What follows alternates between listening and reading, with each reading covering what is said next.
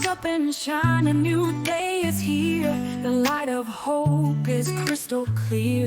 From valleys low to mountains high, we'll spread our wings and touch the sky. Grace, the ultimate teacher, Grace, the teacher of the law. Understanding Titus 2:11-12 and beyond. Hi everyone, and welcome back to the channel.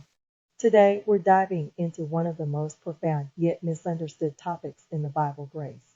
Not just grace as a buzzword or a feel-good concept, but grace as the teacher of the law, the divine instructor that transforms lives. We'll explore Titus 2:11-12, connect it to the Sabbath in Exodus 20, and even touch on the Apocrypha to give you a fuller picture. By the end of this video, you'll see why saying, "I'm under grace" isn't enough. You need to understand what grace does and how it operates in times of. Let's get started. Titus 2:11-12 in the King James Version says, "For the grace of God that bringeth salvation hath appeared to all men, teaching us that, denying ungodliness and worldly lust, we should live soberly, righteously, and godly in this present world." Did you catch that grace isn't just a free pass, it's a teacher. It instructs us to deny ungodliness and live righteously. But here's the kicker, grace doesn't abolish the law, it fulfills it. Let me explain. Think about Exodus 20, where God gives the 10 commandments. The fourth commandment is about the Sabbath. Remember the Sabbath day to keep it holy, Exodus 2:08. Now some people say we're under grace, so the Sabbath doesn't matter. But wait, grace doesn't erase the law, it teaches us how to live it out. The Sabbath isn't just a day. It's a principle of rest and holiness that grace helps us understand and apply. Grace doesn't cancel the Sabbath, it shows us its deeper meaning. Here's where it gets really interesting. Grace operates within time. Just like the Sabbath is a specific day set apart, grace has a timeline. Titus 2:11 says grace hath appeared. It came at a specific moment in history through Jesus Christ, but it's not just a one-time event, it's ongoing. Grace teaches us in this present world how to live for the world to come. Now let's take a quick look at the Apocrypha.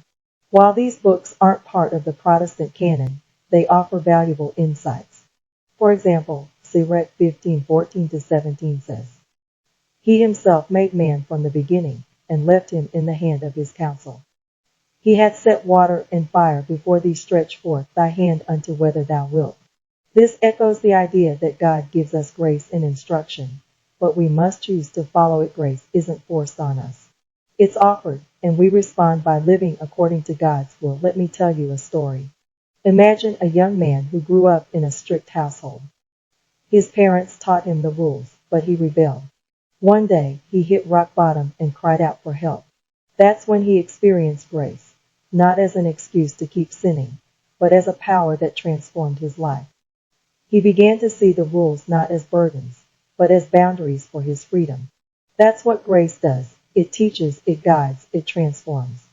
So why does this matter? Because grace isn't just a theological concept, it's a lifestyle.